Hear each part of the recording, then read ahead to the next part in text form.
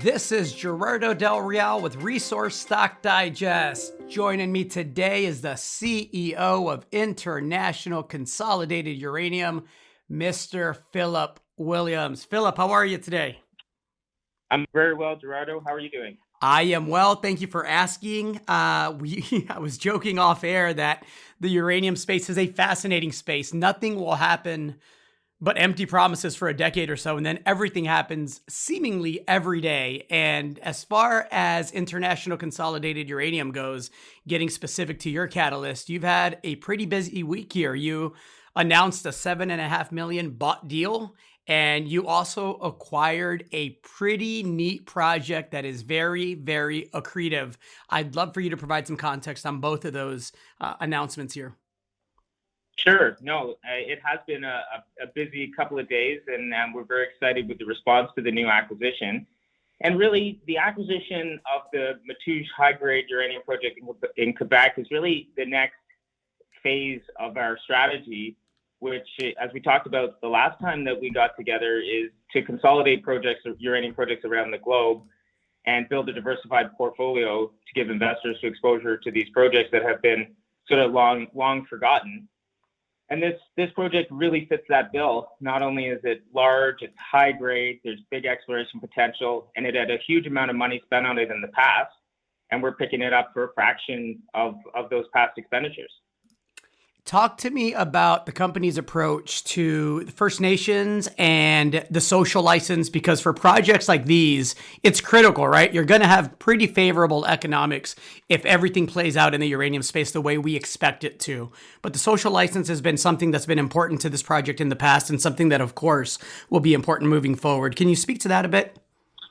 100%, and you've really hit the nail on the head. And that's this project, for those who know it or don't know it. What sort of stymied it in the past, and we're talking almost a decade ago, they did not get social license. They spent a tremendous amount of money drilling it, putting resource estimates on it, doing preliminary economic assessments, building up the infrastructure. But when push came to shove and they went to get an underground exploration license, the Quebec government denied them that license on the basis that they didn't have social acceptance. Fast forward 10 years, we've picked the asset up out of bankruptcy, and our first priority is to try to go and get that social license. And really, that's the story of engagement. It's a story of respect. It's a story of education. And we plan on we don't have any plans to do anything on the project until we get that social license. And we know that that's going to take a lot of time, a lot of effort, particularly from myself and the senior members of the team over here. But we're very excited to sort of start on that path. And again, we know it's going to be a long path, and we need to be patient. But the upside potential, if we can get that acceptance, is huge for us. We're paying $10 million for an asset that is clearly worth hundreds of millions of dollars if we can unlock that. Absolutely. I look forward to updates on that front. I mentioned the $7.5 million bought deal that you just announced. Again, you and I chatted, and you just presented to, I believe, at least 1,000 uranium speculators at an online conference, a virtual conference. Yeah, that's right. I was kind of blown away, and it's a great group up here in Toronto. It's called Red Cloud. They hosted a conference today. It was the who's who of the uranium industry presenting, everybody from Cameco all the way down to companies our size. And I didn't actually realize how many people were going to be on the line until about 5 minutes before I started to present. And the moderator said, "Oh yeah, we have about 1,000 people registered for the conference." So, but it's amazing, and it's really the way that the way things have been going, where you can't go to these in-person conferences. You can get a wide range of people from all over the world listening to you, and it's just really amazing to see that kind of interest coming back to the space. And there's so many things happening in the market that are generating that interest, but you never know when you're in these businesses whether it's actually translating that investors are picking it up and getting interested. But clearly they are.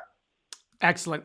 $7.5 million. Obviously, there's institutional interest all throughout the sector. Where's the $7.5 million going, Philip? Well, why don't I talk about where it came from to start with, because I think that's equally as important. And in fact, we'll end up closing on $9 million. It was $7.5 million plus an additional over allotment. which will be fully subscribed. But we've been very fortunate over the past year to attract some of the top name investors in the sector. And I'll name two specifically, Sachem Cove and Segra Capital. They're the thought leaders for sure in investing in uranium, and lots of your listeners will know those two. But behind them, there's a number of other institutions who have been on the register for a while that followed their money in. And then we're really happy to welcome some new investors to the register, guys we've been talking to for a while, who have been watching and seeing us execute on our strategy. And now, combined with what we've been able to do in terms of adding new projects like Matoush and what's happening in the market, they said, okay, now's the time. We're prepared to step up and write a big check. So that's where the money came from. Where it's going, well, we've got a $5 million cash payment as part of the Matoush acquisition, but we're laser focused on adding more projects to the portfolio, and that's almost entirely where the money's going to. We keep our G&A low. We're not spending a lot of money on the projects that we do have. The idea is we can acquire resources on a accretive basis relative to our current valuation, and that's where we want to spend our cash.